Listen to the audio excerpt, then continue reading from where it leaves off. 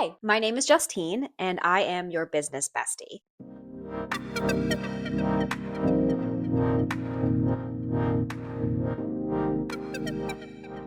I am here today to show you how to make the tiniest, cutest, most perfect little loops that go on top of briolettes. Something like this. This is the kind of skill we're going to learn today, the way that we attach each of these drippy stones to the chain. And there are so many different ways that we can utilize this skill. I do my own build your own necklace station. So each one of these has a loop on it. It's not connected to anything. And then you can also connect it to all sorts of other things. This one is connected to a thin piece of metal. Something like this one, same skill. It's attached to the star. So this is a pretty versatile skill, and I'm going to show you today how to do it. First, we are going to need a few tools. I basically use 3 tools to make these loops happen. First, you've got this pair of pliers, which some people refer to as flat nose or chain nose. The most important part is that it is not serrated inside or on the edges, and it comes tapered into a tip. The smaller this tip is, I think, the easier it is to make these loops.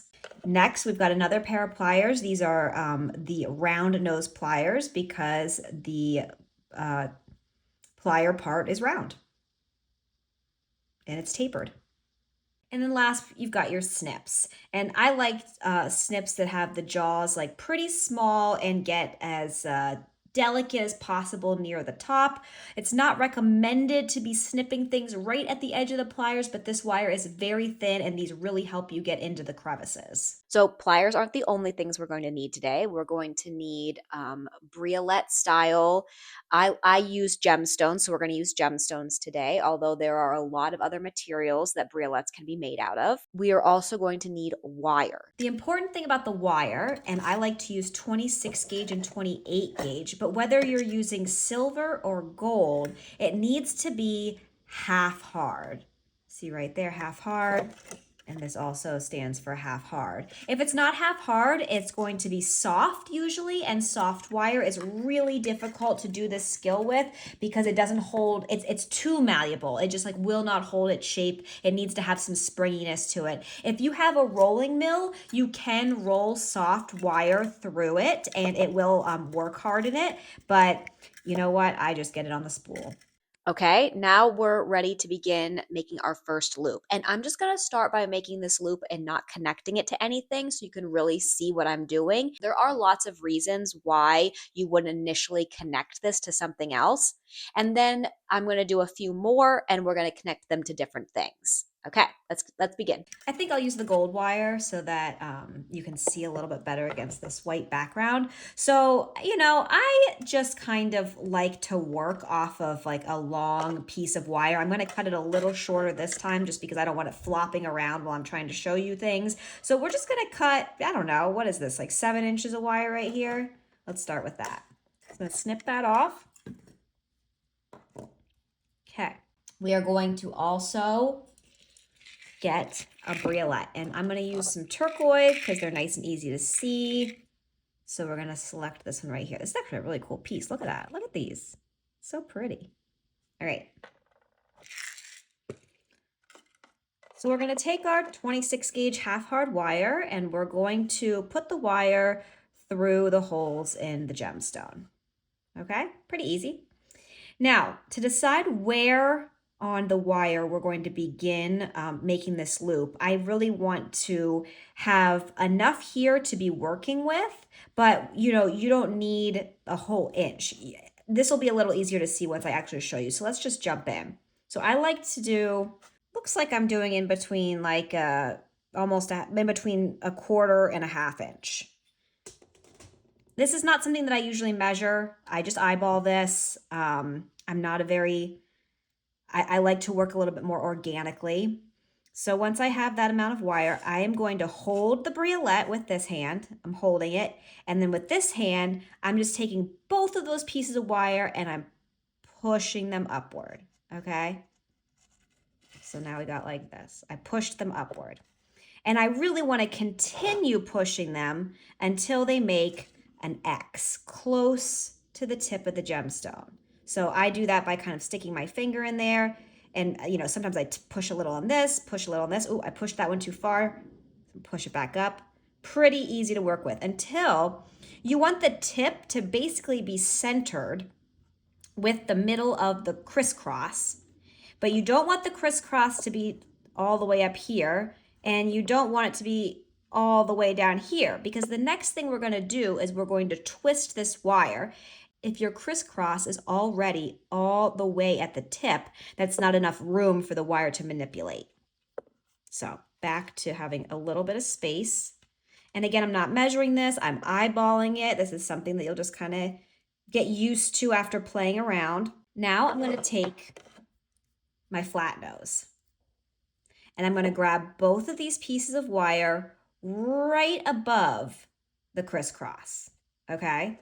I don't want to be on the crisscross because then it's going to push the wire into each other and it's going to create pock marks and weak spots. So next thing we're going to do is I'm going to twist my hand, not the gemstone. In fact, if you have nails, I even like to kind of put my nail right there to keep the twist from coming too far down onto the gemstone as we twist this hand. And I'm just grabbing and twisting. And I keep doing that right above the crisscross until that twist brings me down to the top of the gemstone. And you don't want it to be tight. You want that tip to be able to move in and out. Okay, so this is where if you have excess, I know someone that does this and there's like no excess. She loves doing it to use up all the material, but honestly, I find that to be really difficult. And this is just the way I like to do it. So we're gonna snip it as close as we can. Try not to get this piece of wire. We're just snipping this one. Okay, now there are two different directions we could make our loop. We could make it facing us, or we could make it more like these loops. See where they are, like basically in line with the gemstone. So you like can't even see the loop because it's going this way. So more often than not, I actually make loops like that, like not facing me loops. So the next thing I'm going to do is I'm going to take this wire and not on the twist because the twist is going straight up and down. You see that? But the wire now is shooting off to the left and we don't want that. So we're just going to take that wire and we're going to make it so it's shooting outward, shooting upward. Okay? This is where we're at.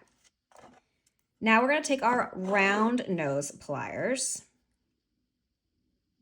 And you're going to choose how big you want the loop. You know, I like going for smaller loops. So if smaller loops are going to be closer to the end of the pliers.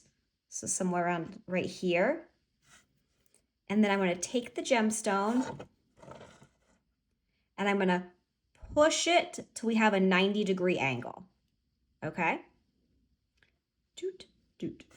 And then keeping this hand with the pliers like this, I'm going to take my other hand and actually wrap the wire around till I crisscross again. And sometimes I like to push this out a little bit more because again, we're looking for a 90-degree angle. So we've got our loop, our wire coming out at a 90-degree angle. Now we need to hold on to the loop while we wrap the rest of the wire. So we're going to go back to our flat nose and try not to grab too tight. You don't want to mar and squish the wire. And then with tension, I'm not just like bloop, I'm like kind of pulling it while I'm doing this. Wrap it around. And you know, this is your design choice. I prefer 3 wraps. Okay.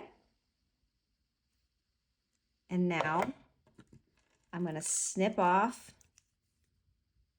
the rest of this. Sometimes I kind of do it on the side or on the back with just a little tail, and then take your flat nose again to press that tail in. And there you go. I'm just going to make one little adjustment. You know, there's nothing wrong with that. Just with my wrist, I'm just twisting that loop a little tiny bit to the left. It looked off center to me. And there you go.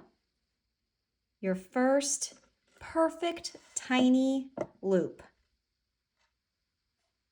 All right, so this is perfect. I'm going to take this and I'm going to put it right into my charm bar. It's ready to use. Not too bad, right? We're going to do this a few more times and we're going to now connect the stone to a few different types of materials to get a feel of what that's like. Let's pick a different gemstone just for funsies. Do a piece of labradorite. Everyone loves labradorite.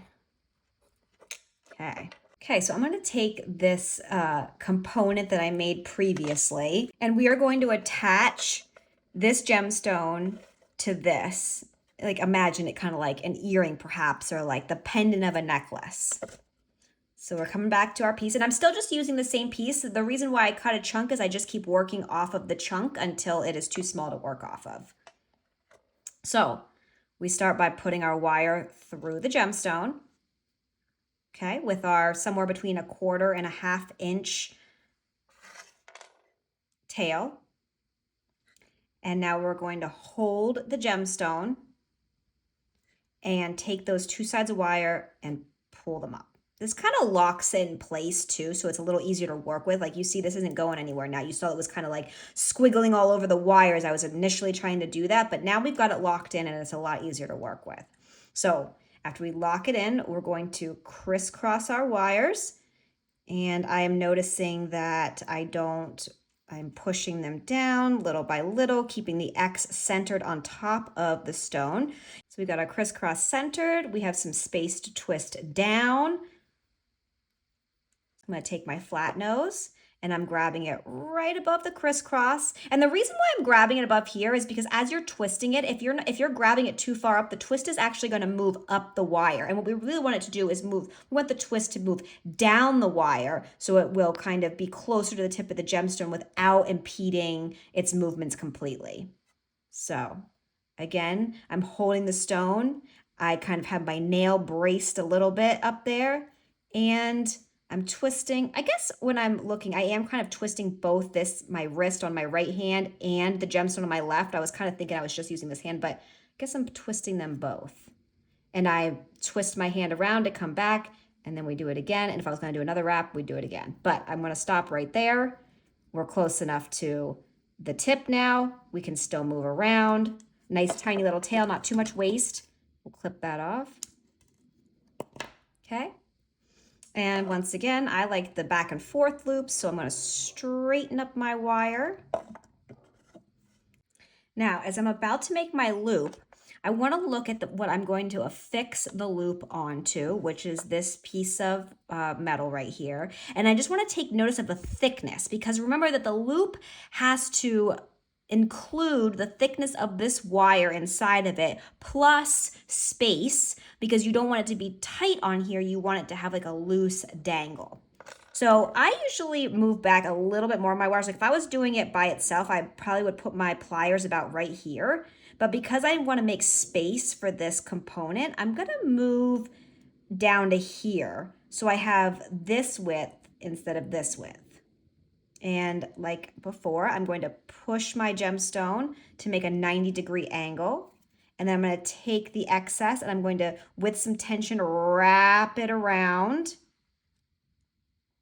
I usually adjust before I get to the end here. I kind of reposition my pliers in here so that I can make that final pull and I end up with this 90-degree angle again. So we're going to stop right here, okay? Don't keep going. There's a step now. So we're going to take our component, and this is the right side going towards the wire. And we're just going to slide it on. And to keep that from becoming disfigured, I usually kind of like hold this and slip that right through the twist. Okay, you don't want to like open the whole thing up and ruin your shape. Now, it's a little tougher to grab now because of this in the way. So I like to kind of push this towards the push this towards the twist. And I'm actually going to grab the top of the loop with these pliers. This is why it's great to have the tapered nose. And then I'm just gonna do your last step, which is kind of applying a little bit of tension to the wire while you make your 3 wraps to cover up the twist. Okay. And then I'm going to clip this and tuck in the tail.